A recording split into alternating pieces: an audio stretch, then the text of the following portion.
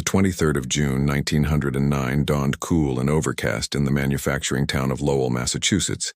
Yet 12-year-old Thomas Edwin Hartwell stood before the traveling photographer's camera with a smile that seemed to pierce through time itself.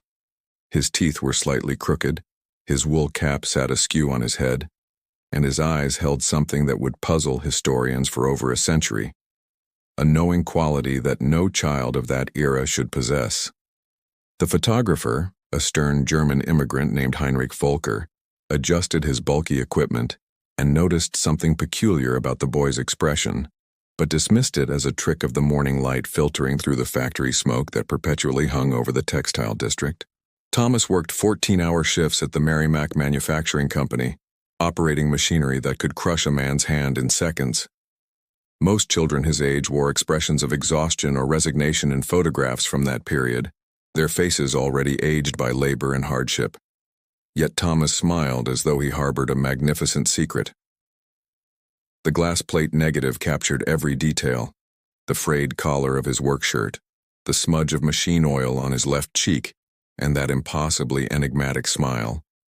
Volker packed his equipment, collected his 50-cent fee from Thomas's father, and moved on to his next appointment, never imagining that this particular photograph would one day spark an investigation that would challenge everything historians believed about the nature of time itself. The Hartwell family lived in a cramped tenement on Dutton Street, where 3 families shared a single outhouse and water had to be carried up 3 flights of stairs.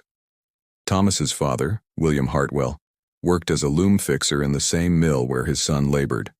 His mother, Margaret, took in washing to supplement their meager income. By all accounts, they were an unremarkable working-class family, struggling like millions of others in industrial America. Yet Thomas possessed an unusual intelligence that his schoolteacher, Miss Eleanor Pritchard, had noticed before he left school at age 10 to work in the mills. She later wrote in her diary, preserved at the Lowell Historical Society, that Thomas seemed to understand concepts before she taught them, as though he had learned them elsewhere, in some other life. The photograph sat in the Hartwell family Bible for generations, passed down through descendants who gradually scattered across America.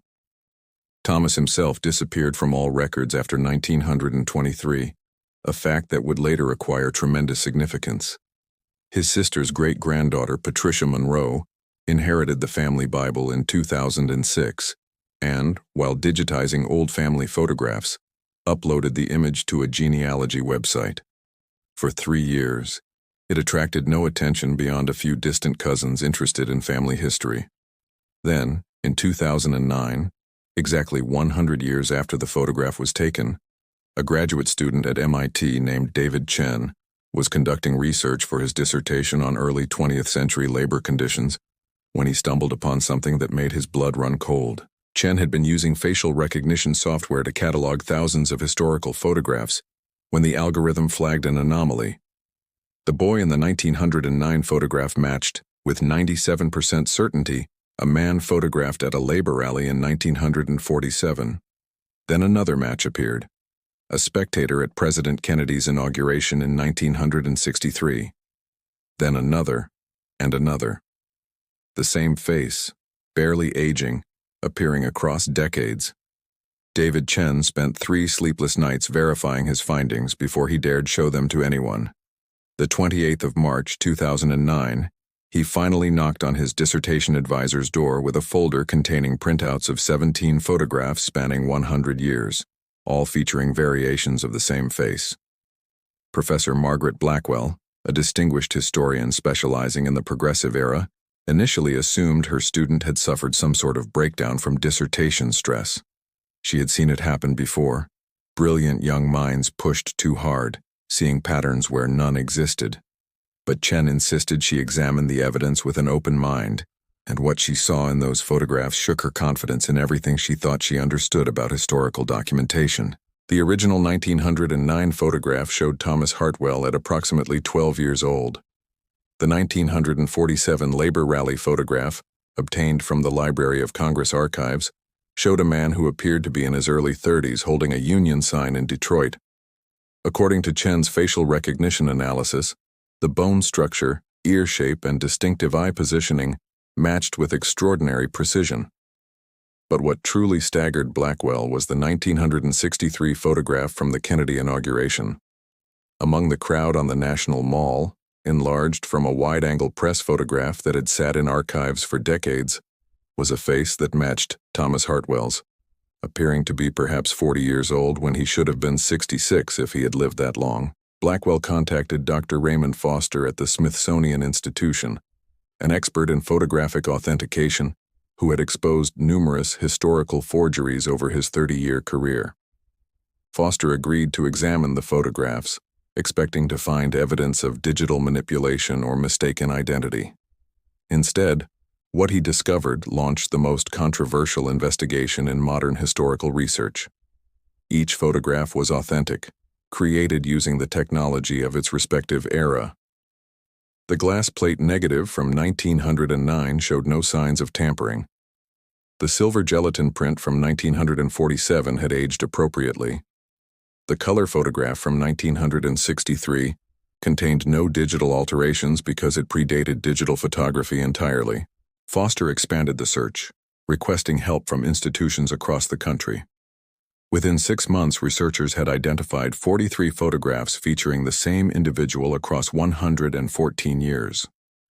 A daguerreotype from 1862 showed a young man who appeared to be about 15, standing beside a Union Army recruitment tent in Boston.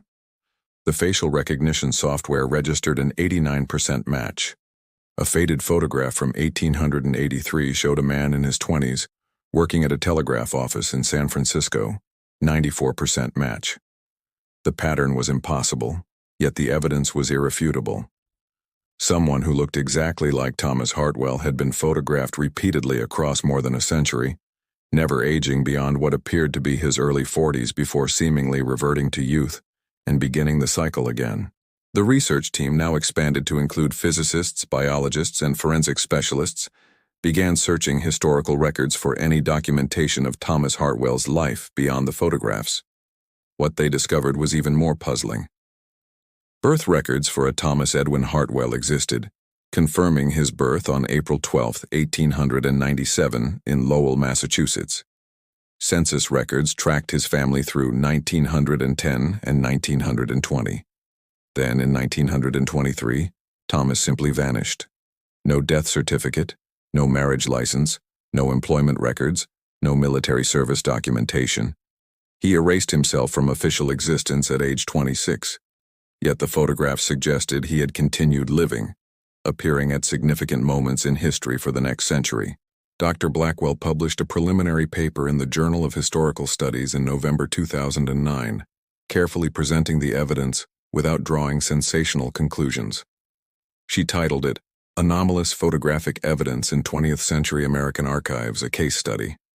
The academic community responded with predictable skepticism. Critics suggested computer errors, coincidental resemblances, or elaborate hoaxes. But Blackwell's reputation was impeccable, and Foster's authentication carried enormous weight. More importantly, they invited other researchers to examine the evidence independently, and every examination confirmed what seemed impossible. These were genuine photographs of the same individual, taken across generations. The 7th of February, 2010, Professor Blackwell received a package at her MIT office that would transform the investigation from historical curiosity into something far more profound. The package, sent from a law office in Portland, Maine, contained no return address beyond the firm's name, Ashford and Associates, attorneys at law. Inside was a handwritten letter dated November 15, 1922, sealed in an envelope marked, "To be opened 100 years after the death of Thomas Edwin Hartwell, or upon public discovery of photographic evidence, whichever comes first." The law firm's cover letter explained that they had held this document in trust since 1968, when their founding partner had inherited it from another firm that had dissolved. The instructions had been specific and bizarre, but legal, and so they had waited until Blackwell's paper made headlines. The letter was written in careful, educated penmanship on paper that had yellowed but remained legible. Dr. Foster's analysis confirmed the paper and ink matched materials available in the early 1920s.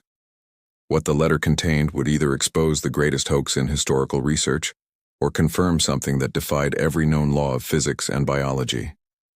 It began, "My name is Thomas Edwin Hartwell, and if you are reading this, then you have discovered my secret. I am writing this in the hope that future generations with science I cannot yet imagine might understand what I cannot explain. I do not age as others do. I have not aged normally since my 16th year. I am now 25 years old by the calendar, yet my body appears no older than 19. More troubling still, I remember lives before this one." The letter continued for 12 pages, describing experiences that Thomas claimed spanned multiple centuries. He wrote of fighting in the Civil War as a 15-year-old drummer boy, though he was allegedly born in 1897.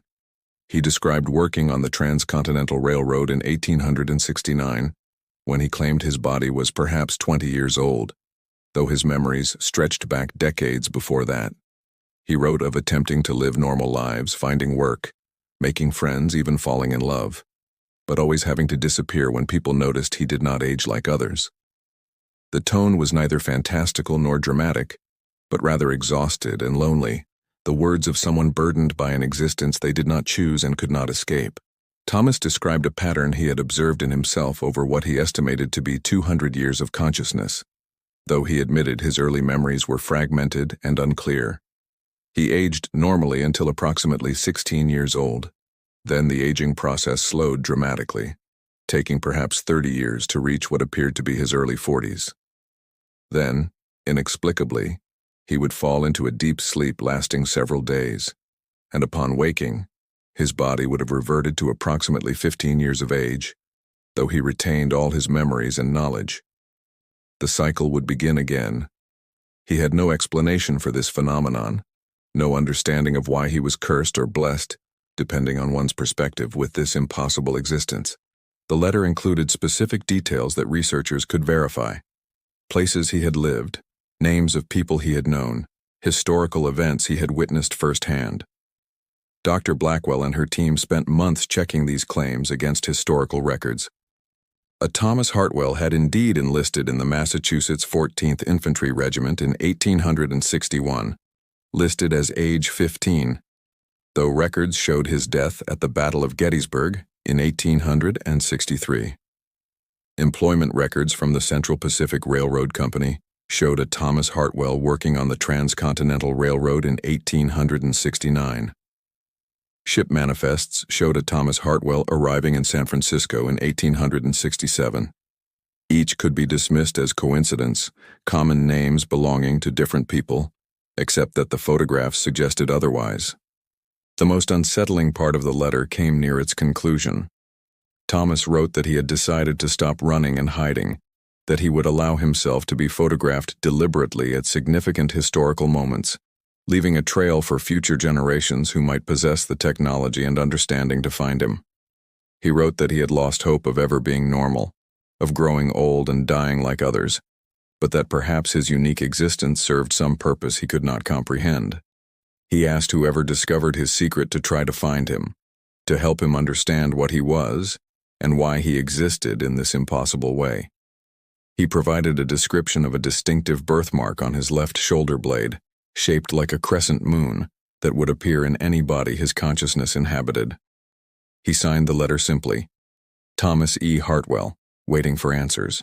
The 14th of June, 2010, Dr. Sarah Chen, a molecular biologist at Harvard Medical School and no relation to David Chen, examined the claims in Thomas Hartwell's letter with clinical skepticism.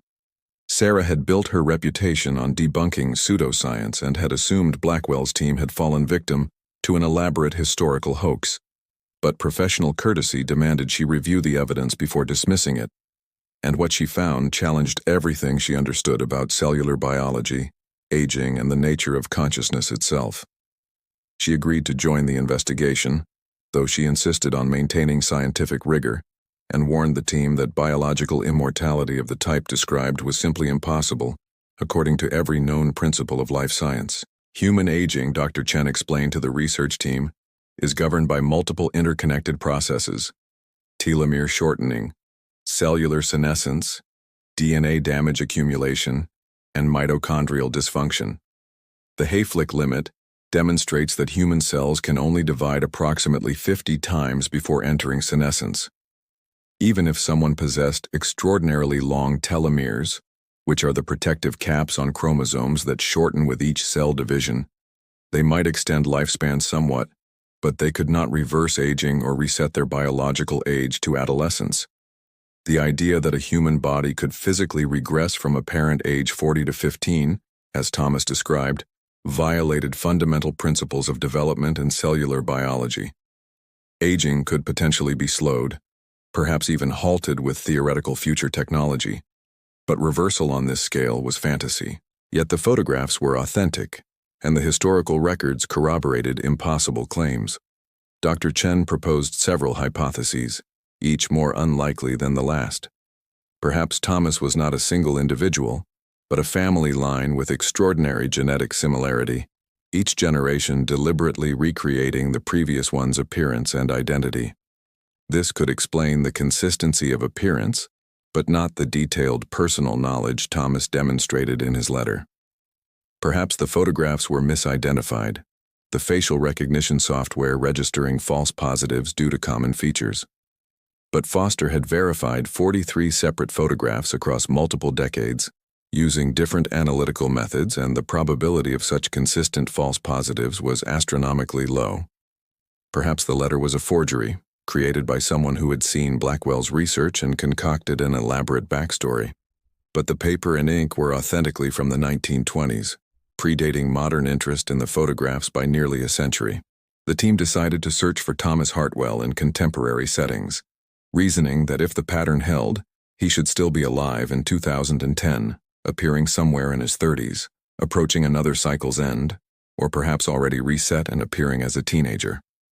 Dr. Chen suggested looking for individuals with unusual medical histories, people who had puzzled doctors with apparent age regression or extremely slow aging. Blackwell's team compiled lists of unsolved medical mysteries, cases of people whose biological age appeared inconsistent with their chronological age. They searched missing persons databases for individuals who had disappeared without explanation, matching Thomas's pattern of vanishing every few decades. They examined yearbooks, driver's license photos, workplace identification photographs, any systematic documentation that might capture someone avoiding attention but unable to completely avoid modern society's pervasive surveillance. The search yielded hundreds of possibilities but no definitive matches. Modern facial recognition technology was more sophisticated than it had been even a few years earlier, yet it also generated more false positives when searching through millions of images. The team needed something more specific, a way to narrow their search. Dr. Chen returned to the letter's mention of the crescent moon birthmark. Birthmarks, she explained, are caused by clusters of pigmented cells or blood vessels in the skin. They are biological markers that form during fetal development based on random cellular processes. If Thomas's consciousness somehow transferred between bodies, as impossible as that sounded, a birthmark would not transfer with it. However, if his body physically regressed, which was equally impossible but matched his description better, the birthmark might persist through transformations. Dr. Chen reached out to dermatology clinics, tattoo removal specialists, and medical photographers who documented unusual skin conditions. She inquired about patients or subjects with crescent-shaped birthmarks on the left shoulder blade, particularly males between the ages of 15 and 40. The inquiry was delicate as patient privacy laws restricted information sharing, but several doctors who followed the Hartwell investigation agreed to check their records.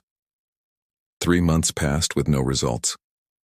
Then, on September 22, 2010, a retired Navy physician named Commander James Patterson, who had served as a medical officer for 30 years, contacted the team. He remembered a sailor he had examined in 1983 aboard the USS Carl Vinson aircraft carrier. The young man had a distinctive crescent moon birthmark on his left shoulder blade, and Patterson remembered him because the sailor had seemed nervous during the routine physical, as though expecting the examination to reveal something he wanted hidden. The 3rd of October 2010, Commander Patterson met with the research team in Blackwell's office at MIT, bringing with him a file he had kept for 27 years, though he could not entirely explain why he had retained it.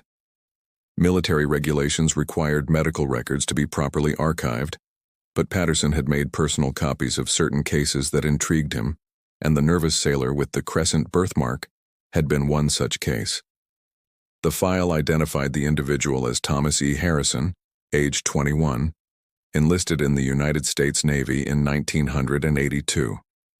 Patterson explained that Harrison had performed his duties competently, but had seemed anxious throughout his service, rarely socializing with other sailors and requesting assignment to positions with minimal supervision. He had completed his 4-year enlistment without incident and left the service in 1986, declining re-enlistment despite promotion opportunities. The team immediately noted the similarity between Thomas E. Hartwell and Thomas E. Harrison. It could be coincidence, but someone trying to maintain a consistent identity across decades while avoiding detection might choose similar names, allowing them to respond naturally if called by their first name and middle initial. Foster requested Harrison's enlistment photograph from military archives, and when it arrived 2 weeks later, the facial recognition software registered a 96% match with the young Thomas Hartwell from the 1909 photograph. Patterson's medical records included detailed physical descriptions: height 5 feet 9 inches, weight 160 pounds, brown hair, hazel eyes, and notably, a crescent-shaped birthmark approximately 2 inches across on the left shoulder blade. The description matched the letter's claim precisely. Tracking Harrison after his military service proved challenging. He had provided an address in Seattle on his discharge paperwork, but that address corresponded to a boarding house that had been demolished in 1992. The Navy forwarded his final paycheck to that address in November 1986, and the check was cashed, but the endorsement signature provided no additional leads. Harrison had no credit history, no tax returns beyond those years of military service, no driver's license records, no social media presence when that became common years later. He had essentially performed the same vanishing act that Thomas Hartwell had executed repeatedly throughout history. But the team now had a clearer timeline. If Harrison was indeed Hartwell, he would have been approximately 33 years old in appearance when he left the Navy in 1986, suggesting he was approaching the end of a cycle. Dr. Chen developed a predictive model based on the pattern described in Thomas's letter and confirmed by the dated photographs. If Thomas physically reset approximately every 30 years of subjective aging, appearing initially as 15 and slowly aging to around 45 before resetting, and if the Harrison identity corresponded to someone who appeared 21 in 1982, then the reset should have occurred around 1994 or 1995. After resetting, he would have appeared 15 again, and by 2010, he would appear approximately 30 to 32 years old. The team began searching for Thomas E., with variations in last name, age range 30 to 35. No significant history before the mid-1990s, particularly in the Pacific Northwest where Harrison was last documented. The search was complicated by the explosion of digital records in the late 1990s and early 2000s. The team reviewed thousands of social media profiles, employment applications, apartment rental agreements, and utility account openings. They looked for patterns that matched Thomas's apparent behavior: minimal documentation before the mid-90s, no family connections, frequent moves, jobs that paid cash or required minimal background checks, reluctance to be photographed despite living in an era of ubiquitous cameras. David Chen developed an algorithm to identify individuals whose digital footprint began suddenly, with no childhood photos, no school records, no evidence of existence before a certain date. The algorithm generated thousands of hits, most of them recent immigrants or people with tragic pasts who had legitimate reasons for sparse early records. Then on December 18, 2010, the algorithm flagged a possibility that made the team's collective breath catch. A man named Thomas Ellison had opened a bank account in Portland, Oregon, in January 1995. His only identification had been a birth certificate showing his birth date as July 7, 1979, making him 15 at the time. He had no social security number initially, claiming he had been homeschooled by parents who later died. leaving him to navigate bureaucracy alone. Such situations were not uncommon in the United States, where administrative oversight was imperfect, and a determined person could construct a legal identity with patience and the right documentation. Ellison worked various jobs: bookstore clerk, night security guard, library assistant. He had moved frequently, changed employers regularly, and maintained a remarkably low profile. Most importantly, he was currently 31 years old according to official records, fitting the predicted age range perfectly. Foster obtained a driver's license photo of Thomas Ellison from Oregon DMV records, using the historical research angle to justify the unusual request. The photograph, taken in 2008 for a license renewal, showed a man in his early 30s with brown hair, hazel eyes, and a face that the facial recognition software matched at 94% probability with Thomas Hartwell from 1909 and Thomas Harrison from 1983. The team stared at the image on Blackwell's computer screen, recognizing the same distinctive features, the same bone structure, the same eyes that had gazed into cameras across more than a century. They had found him, or someone so similar that the difference was meaningless. Now came the truly difficult question. How do you approach someone who has spent over a century avoiding exactly this kind of attention?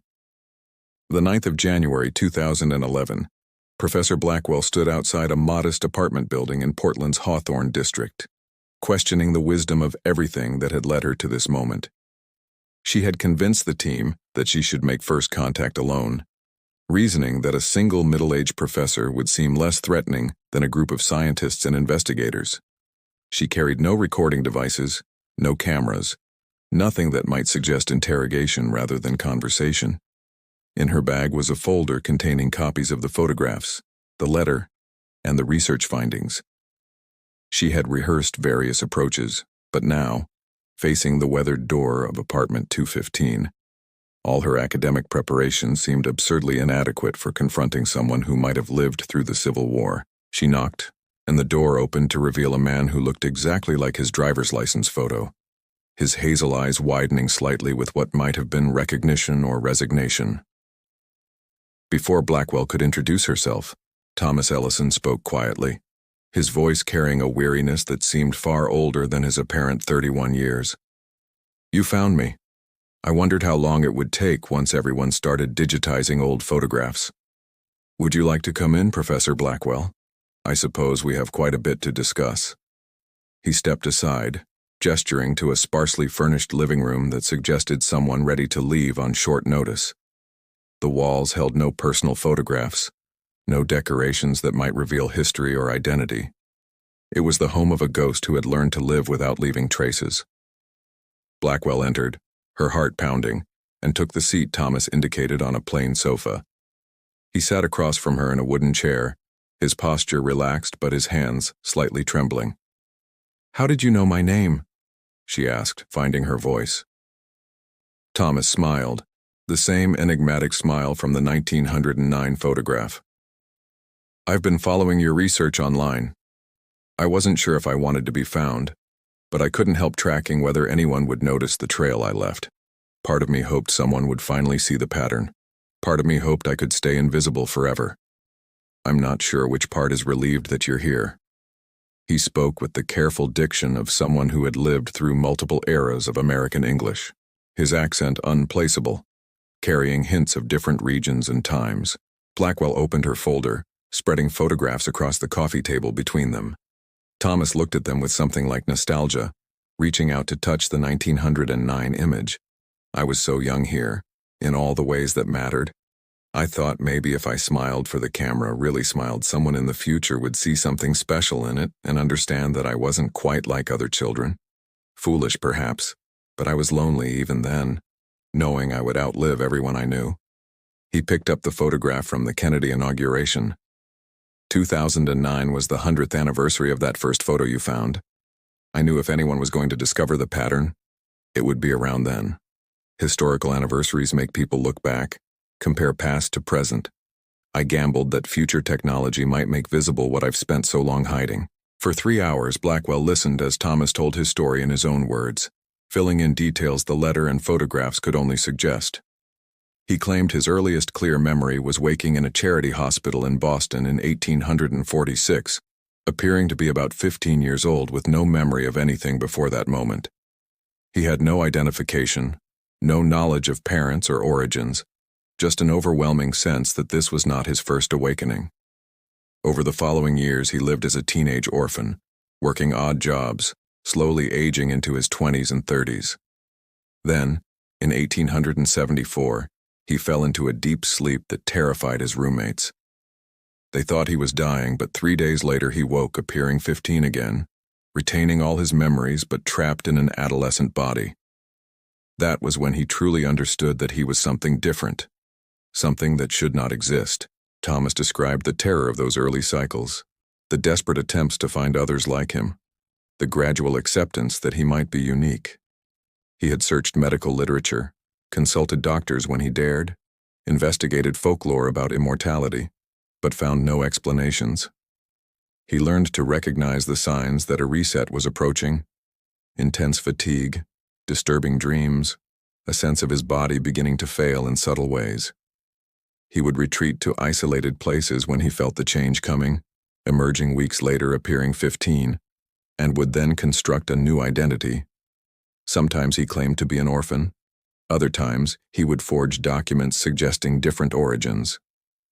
Before comprehensive record-keeping, creating new identities was relatively simple. Even after records became more systematic, there were always gaps, always ways for someone sufficiently careful to slip through bureaucratic cracks. He spoke of loves lost because he could not age with them, friendships abandoned because he could not explain why he still looked 25 when everyone around him was graying.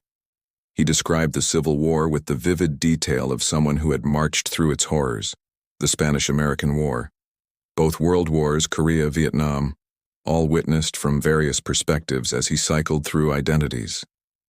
He had been a soldier, a factory worker, a teacher, a wanderer. He had seen technology transform the world, watched America grow from a struggling young nation into a superpower.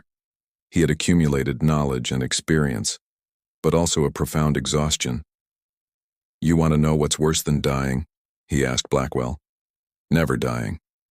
Everyone you love turns to dust. Everything you build eventually crumbles. You lose your sense of purpose because nothing you do has permanence. I've thought about ending it, but I've tried various methods and nothing works. I just wake up 15 again, somewhere safe, as if reality itself won't let me go."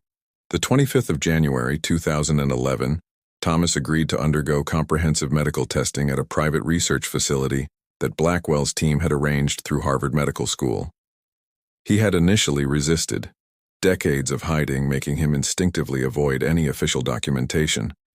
But Blackwell convinced him that understanding his condition might help him and could potentially benefit humanity's understanding of aging. Dr. Sarah Chen led the medical examination with a team of specialists, bound by strict confidentiality agreements.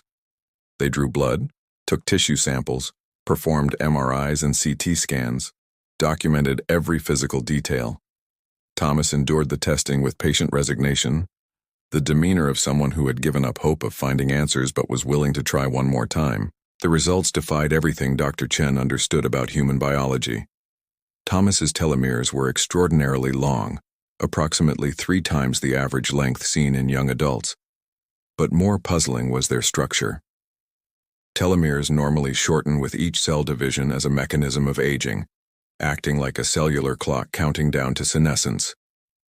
Thomas's telomeres showed evidence of having shortened and then somehow rebuilt themselves, a process that should be impossible in adult human cells outside of stem cells and germ cells. The enzyme telomerase, which maintains telomere length, was expressed at levels typically seen only in embryonic cells. His cellular structure suggested someone in their late teens or early 20s, yet carbon dating of his tissues using bomb pulse radiocarbon showed incorporation of carbon isotopes from atmospheric nuclear testing in the 1950s and 60s, indicating his cells were decades older than they appeared. Dr. Chen's genetic analysis revealed something even more extraordinary. Thomas's DNA showed no signs of the accumulation of mutations typically associated with aging. Every human accumulates random DNA mutations throughout their lifetime from environmental damage, replication errors, and oxidative stress. By analyzing these mutation patterns, scientists can estimate biological age with reasonable accuracy. Thomas's mutation load suggested someone in their mid-20s, yet his historical presence in photographs dating back over a century made that impossible. Even more puzzling, his DNA contained unusual genetic markers that didn't match any known human populations. His mitochondrial DNA, inherited through the maternal line, showed sequences that appeared archaic, more similar to genetic data from ancient human remains than modern populations. His Y chromosome, inherited through the paternal line, contained variations that geneticists had never documented in living individuals. The team consulted with anthropological geneticists who specialized in ancient DNA. Dr. Rebecca Torres from the University of California suggested that Thomas's genetic profile resembled a hypothetical admixture of ancient human populations that should not exist in any living person. His genome showed traces of genetic material from Neanderthals, which was common in modern humans of European descent, but also markers suggesting admixture with other archaic human species that had vanished tens of thousands of years ago. It's as if his DNA is a genetic archive, Dr. Torres explained, examining the sequencing data with growing astonishment. He carries genetic information that modern humans inherited from multiple ancient populations, but in combinations and concentrations that should have been diluted over hundreds of generations. Either he's the descendant of a completely isolated population that preserved ancient genetic diversity, or his biology is somehow connected to something much older than 165 years. Dr. Chen conducted neurological scans that revealed Thomas's brain structure was unusual in subtle but significant ways. His hippocampus, the region associated with memory formation, was substantially larger than average, suggesting enhanced capacity for storing and retrieving memories. His prefrontal cortex showed patterns of connectivity typically associated with individuals who were much older, reflecting decades of experience and learning, yet the cellular health of the tissue was that of a young adult. When questioned about his memories, Thomas demonstrated ability to recall events from over a century ago with remarkable detail, though he admitted his earliest memories before 1846 were fragmented and dreamlike. He could describe the smell of gunpowder at Gettysburg, the sound of steam engines on the Transcontinental Railroad, the taste of food from long-vanished restaurants. His memories were not merely factual but viscerally sensory, suggesting genuine lived experience rather than learned history. The most disturbing discovery came from analysis of Thomas's blood chemistry during the examination period. Dr. Chen detected unusual hormone fluctuations that seemed to correspond with Thomas's reported sense that another reset was approaching. He claimed to feel increasingly fatigued, experiencing strange dreams and a sense of his body becoming unstable. Blood tests showed elevated levels of human growth hormone, insulin-like growth factor, and several other hormones associated with development and growth. His thyroid and pituitary glands were showing unusual activity patterns. It's as if his endocrine system is preparing for something, Dr. Chen told Blackwell privately. His body is generating hormonal patterns I've only seen during puberty, when the body is programmed for rapid growth and change. But he's 31 years old. This shouldn't be happening. If his account is accurate, his body is preparing to reset itself to adolescence, which is biologically impossible. Yet everything I'm measuring suggests exactly that. The research team debated what to do with their findings. They had documented something that challenged fundamental understanding of aging, genetics, and human development. Publishing would invite scrutiny, skepticism, and demands for access to Thomas that could expose him to unwanted attention or even danger. Governments might see him as a security asset, pharmaceutical companies as a potential source of anti-aging treatments, the public as either a miracle or a threat. Thomas himself seemed ambivalent about the implications. I've lived through enough history to know that being different, being special, rarely ends well, he told Blackwell. But I'm also tired of hiding. Maybe understanding why I exist could help someone else, or at least add something meaningful to human knowledge. Do what you think is right. I've survived this long by adapting to whatever comes. I'll survive whatever comes from this too. The 18th of March, 2011, at approximately 3:47 in the morning, monitoring equipment in Thomas's room at the Harvard Research Facility began registering dramatic physiological changes. Dr. Chen had convinced Thomas to remain under observation, suspecting that his reset was imminent based on the hormonal patterns they had been tracking. Thomas had agreed reluctantly, making her promise that whatever happened, she would document everything. The overnight nurse noticed Thomas becoming restless in his sleep, his vital signs fluctuating wildly. His heart rate accelerated to over 140 beats per minute, then dropped to barely 50. His body temperature spiked to 103 degrees Fahrenheit, then plummeted to 94. The nurse called Dr. Chen, who arrived within 20 minutes to witness something that would haunt her for the rest of her career. Thomas appeared to be seizing, his body convulsing violently. Yet brainwave monitors showed patterns that were not consistent with typical seizure activity. His neural activity was synchronized in ways that suggested his entire nervous system was undergoing coordinated reorganization. Dr. Chen considered intervening medically, but remembered Thomas's description of previous resets and his insistence that they seemed to be self-limiting. She documented everything while fighting every instinct that screamed at her to help what appeared to be a patient in medical crisis. After approximately 17 minutes of convulsions, Thomas fell absolutely still, his vital signs barely detectable. For 3 days and 4 hours he remained in this state, hovering between life and something that resembled death. His metabolic rate dropped to levels normally incompatible with consciousness. His body temperature stabilized at 95 degrees. His breathing slowed to barely 4 breaths per minute. During this dormant period, Dr. Chen's team performed non-invasive monitoring, documenting changes that were occurring beneath the surface. Ultrasound imaging showed Thomas's bone structure somehow condensing, his skeleton physically regressing to adolescent proportions. His muscle mass decreased, body fat redistributed to patterns typical of mid-adolescence. Most impossibly, his tissues showed cellular activity that resembled developmental processes usually only seen during gestation and early childhood. Cells were de-differentiating, reverting to more primitive states before re-differentiating into younger versions of themselves. His skin, which had shown fine lines appropriate for someone in their 30s, became smoother as collagen production increased to levels seen in teenagers. His organs subtly resized, adapting to a smaller body frame. The process violated every principle of developmental biology, yet Dr. Chen watched it happen on monitors that could not lie, recording data that would either revolutionize science or destroy her credibility forever. On the morning of March 21, 2011, Thomas opened his eyes. The man who had fallen into the deep sleep was gone, replaced by someone who appeared approximately 15 years old. His face had lost the subtle definition of adulthood, becoming softer, younger, yet his eyes held the same ancient weariness.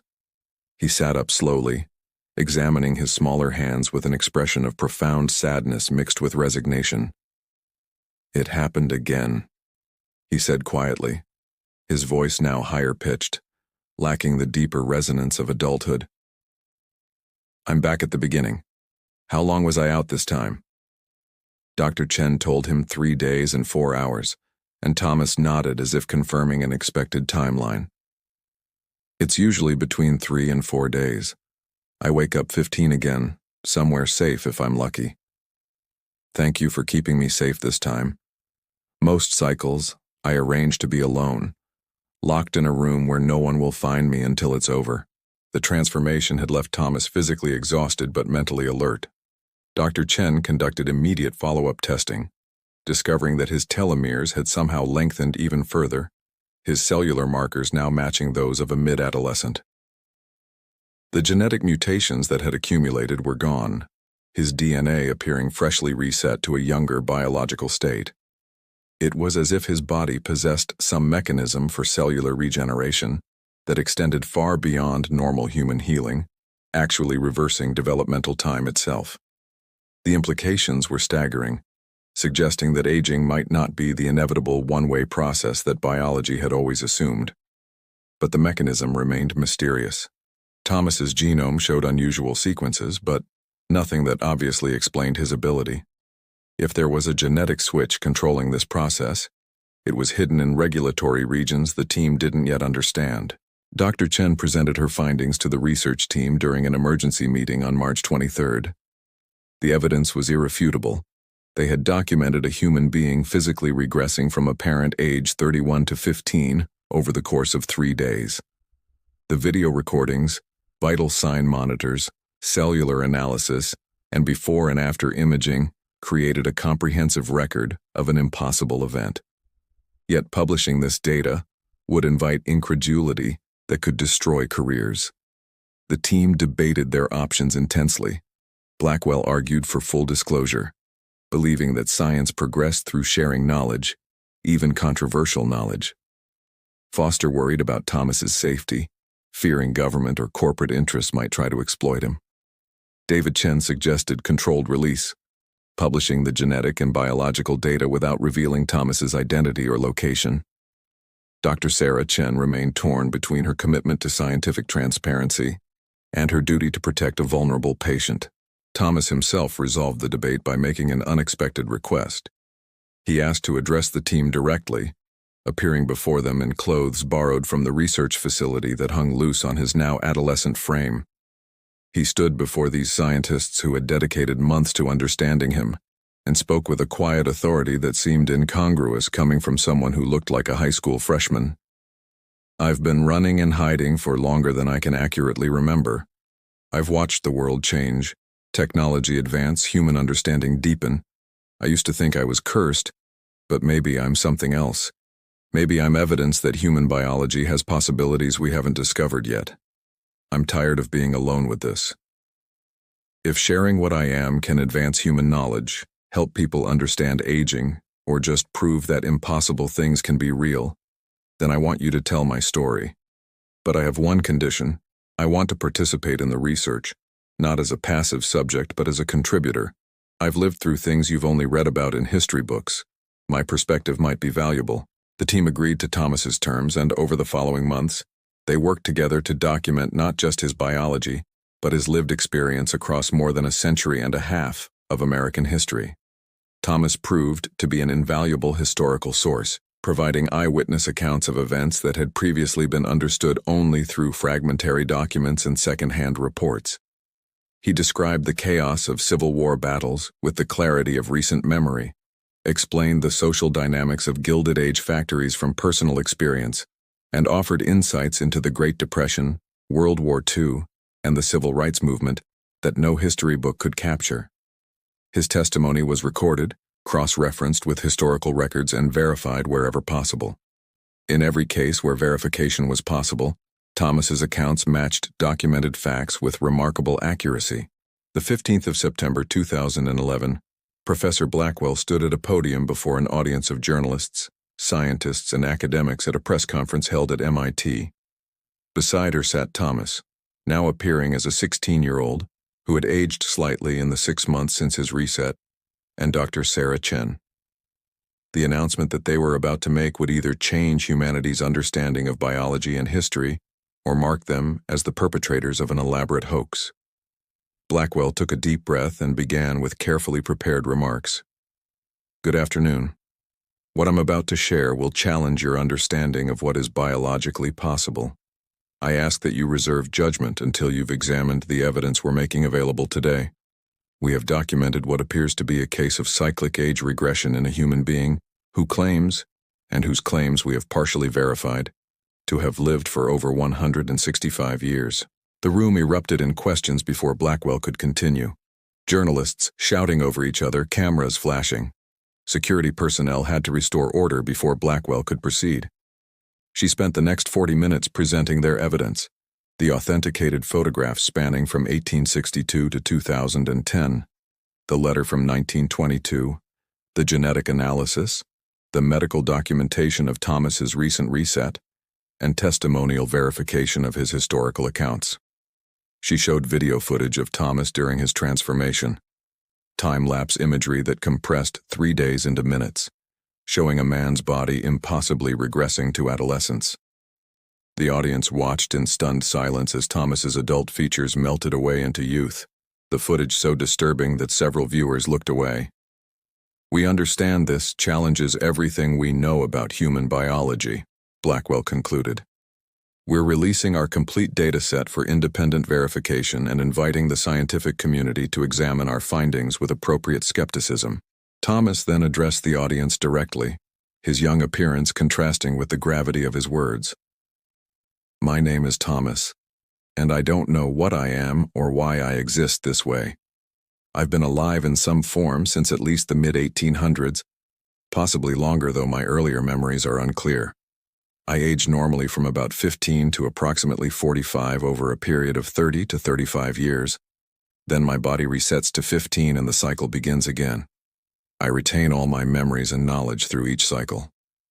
I've watched America transform from a nation healing from civil war into the modern technological society you know today. I've worked countless jobs, lived countless lives, and buried countless friends. I'm sharing my story because I'm tired of being alone, and because I hope that understanding my condition might help advance medical science. I'm not looking for fame or fortune. I'm looking for answers, and maybe for others like me if they exist." The response was immediate and overwhelming. Major news networks covered the story continuously for weeks. Scientists around the world requested access to the data, many expressing extreme skepticism, while others argued that the evidence warranted serious investigation. Religious groups offered various interpretations, some seeing Thomas as blessed, others as cursed, still others as proof of concepts like reincarnation or divine intervention. Conspiracy theorists spun elaborate narratives about secret government experiments or alien intervention. Social media exploded with debate about whether the entire thing was an elaborate hoax perpetrated by respected academics who had somehow been fooled or corrupted. The skepticism was intense, but so was the fascination. Within days, Thomas the Immortal Boy became one of the most discussed topics globally. Independent verification began almost immediately. Dr. Marcus Reynolds, a geneticist at Johns Hopkins who had initially dismissed the claims as impossible, requested access to Thomas's genetic data and was stunned by what he found. After conducting his own analysis of the samples, he published a paper stating that while he could not explain the mechanism, the genetic evidence appeared authentic and represented something genuinely anomalous. Dr. Patricia Yamamoto, a developmental biologist at Stanford, reviewed the video documentation of Thomas's reset and concluded that the footage showed no signs of digital manipulation and depicted biological processes that, while unprecedented, appeared genuine. Skeptics pointed out that authentication didn't prove impossibility had occurred, merely that the documentation was convincing. But as more researchers examined the evidence, a consensus began emerging that whatever was happening with Thomas, it was worth taking seriously.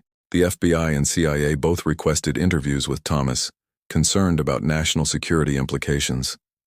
If his account was accurate, he possessed first-hand knowledge of historical events, potentially including classified operations.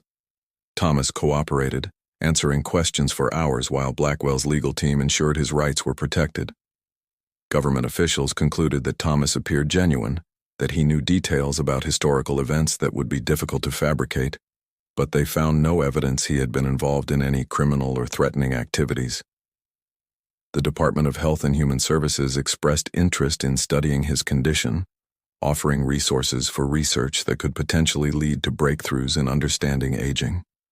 Thomas agreed to continued research, but insisted on maintaining some independence and privacy, refusing to become a permanent research subject or government asset. Pharmaceutical companies approached Thomas and the research team with offers worth millions of dollars for access to his tissue samples, genetic data, and cooperation with proprietary research. Several biotech startups focused on anti-aging treatments saw Thomas as the key to understanding cellular regeneration and longevity. Thomas consulted with the research team and made a decision that surprised many. He agreed to donate samples for research, but refused all personal financial compensation, instead requesting that any commercial applications of research derived from his condition be made affordable and accessible, rather than becoming luxury treatments for the wealthy.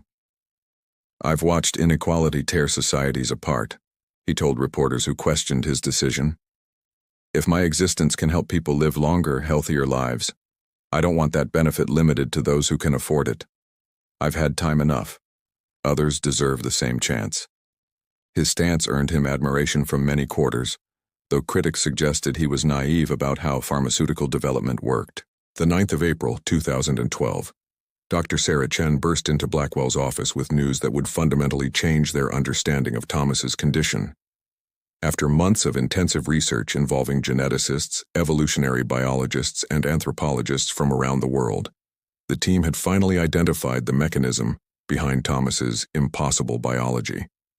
The answer lay hidden in genetic sequences that had initially appeared to be meaningless junk DNA, regulatory regions that didn't code for proteins but controlled gene expression.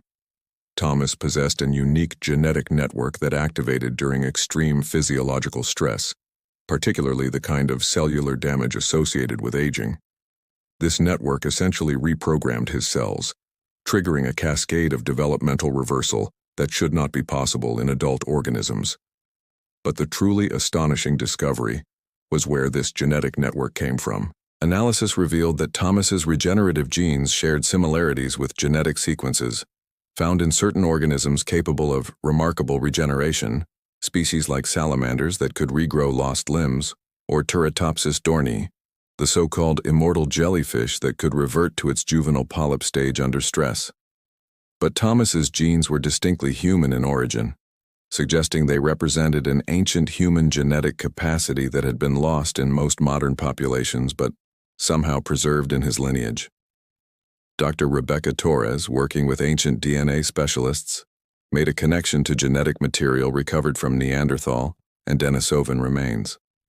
Thomas's regenerative gene network showed strongest similarity to sequences found in archaic human species, suggesting that tens of thousands of years ago, some human populations might have possessed enhanced regenerative capabilities that were bred out as modern Homo sapiens became dominant. Thomas isn't a mutation or an anomaly in the sense we initially thought, Dr. Chen explained to an assembled research team that now numbered over 50 scientists from multiple institutions. He's a genetic throwback, carrying functional versions of regenerative genes that most humans lost thousands of generations ago. His genome is like a time capsule, preserving ancient human capabilities. The real question is why his genes remain active when similar sequences in other humans are dormant or degraded. Our hypothesis is that he represents an extraordinarily rare case where the complete regenerative gene network survived intact and functional through pure chance, perhaps maintained in an isolated population that eventually integrated with broader human groups. This explained Thomas's unusual genetic profile, his admixture showing traces of multiple archaic human species. He was, in some sense, a living fossil, a window into human biology as it existed before modern humans spread across the globe. The implications extended beyond Thomas himself. If his regenerative capacity was encoded genetically, it suggested that with sufficient understanding and technology, similar capabilities might be awakened in other humans. The genetic sequences existed in fragmentary form across modern human populations. Gene therapy techniques might someday reconstruct functional regenerative networks, potentially extending human lifespan or even enabling some degree of age reversal. The research launched an entirely new field of study, with dozens of labs around the world investigating the evolutionary history of human regenerative capacity and exploring whether modern medicine might harness what Thomas possessed naturally. The ethical debates were intense, touching on questions of human enhancement, the social implications of radically extended lifespans, and whether humanity should pursue such capabilities even if they became technically possible. Thomas himself viewed these developments with mixed emotions. As documented in interviews conducted throughout 2012, he expressed hope that his condition might benefit others, but also warned about unintended consequences. "Living this long isn't the blessing people imagine," he said in one particularly poignant interview. "You don't just gain time, You lose context. The world changes around you until you barely recognize it. The people you love die. The values you were raised with become outdated. You become unmoored from society because you don't belong to any single generation. If science makes it possible for people to live centuries, they need to understand what they're choosing. Immortality isn't freedom from death, it's an entirely different kind of prison. His perspective, coming from genuine experience rather than speculation, added depth to ethical discussions about life extension that had previously been purely theoretical. By late 2012, Thomas had become an unlikely public figure, appearing at conferences, giving interviews, and contributing to historical research projects that benefited from his eyewitness accounts. He finished his GED, enrolled in community college using his Thomas Ellison identity, with age exceptions granted due to his unique circumstances, and began studying history and biology with the enthusiastic curiosity of someone who could finally openly discuss what he had experienced. He formed friendships with researchers who saw him as a colleague rather than merely a subject, finding a sense of community that had eluded him for over a century. For the first time since his earliest memories, Thomas wasn't hiding, wasn't preparing to disappear. He had found something approaching normalcy, even as he remained the most abnormal human being ever documented. The research continued, with new discoveries emerging regularly. Scientists identified other individuals carrying partial regenerative gene networks, though none possessed the complete functional system that Thomas did. These individuals showed slightly slower aging, enhanced healing, and other subtle biological advantages, suggesting that remnants of ancient human regenerative capacity persisted across modern populations at various levels. The discovery raised fascinating questions about human evolution and selection pressure. Why did most humans lose these capabilities? The leading theory suggested that the metabolic cost of maintaining regenerative networks was too high for populations facing food scarcity, and that shorter lifespans with faster reproduction offered evolutionary advantages in changing environments. Humans had traded longevity for adaptability, but the genetic memory of our regenerative past remained, dormant but recoverable. In December 2012, on what Thomas believed might be his 167th birthday, though he acknowledged his early chronology was uncertain, the research team organized a small celebration in the MIT laboratory where the investigation had begun. Thomas blew out candles on a cake, surrounded by people who understood what he was and valued him for it. Professor Blackwell presented him with a leather-bound book containing copies of all the historical photographs they had found, a visual chronicle of his impossible journey through American history. Thomas paged through it quietly, touching images of himself at different ages in different eras, seeing his life laid out in a way he never had before. He paused on the 1909 photograph, the smiling boy who had somehow known to leave a trail for the future. That boy was lonely, Thomas said softly. He didn't know if anyone would ever understand. I'm glad he smiled. I'm glad you found him. I'm glad I'm not alone anymore. The story of Thomas Hartwell became one of the most documented and verified cases of biological anomaly in scientific history. His existence challenged and ultimately expanded humanity's understanding of aging, genetics, and the possibilities hidden within human biology. The boy who smiled at a camera in 1909 had indeed left an impossible legacy, proof that sometimes the most extraordinary truths hide in plain sight, waiting for the right technology and the right investigators to reveal them. Thomas continued living, cycling through his unique existence, but now as a partner in understanding his own mystery rather than its prisoner. The investigation that began with a single photograph had uncovered not just one man's impossible story, but potential keys to unlocking human regenerative capacity that had been lost to time. The impossible had become possible, and in doing so, changed everything humanity thought it knew about the limits of life itself. According to research published in the Journal of Historical and Biological Studies in 2013, the Thomas Hartwell case represented a convergence of historical documentation, genetic analysis, and observational biology unprecedented in scientific literature. opening new avenues of research that would occupy scientists for generations to come.